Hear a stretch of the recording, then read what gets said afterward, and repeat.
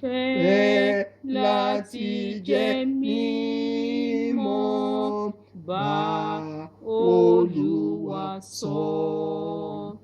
Máa gbé inú Kristi, fọ̀rọ̀ rẹ̀ ṣoúnjẹ.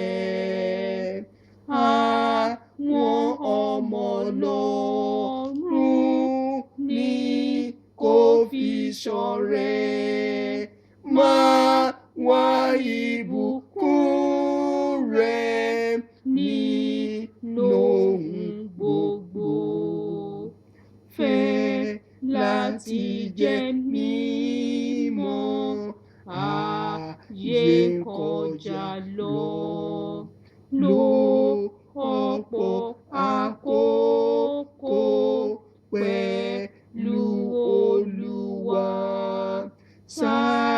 Tẹjúmọ́ Jésù kó lè dàbí rẹ̀.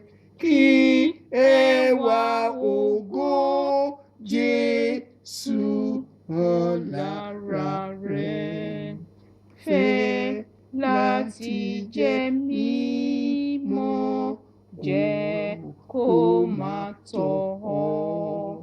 Máa fi wèrè sáré kọjá Olúwa.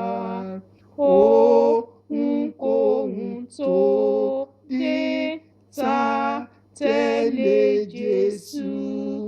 Máa tẹjúmọ́ Jésù, gbẹ́kẹ̀ lọ́rọ̀ rẹ̀.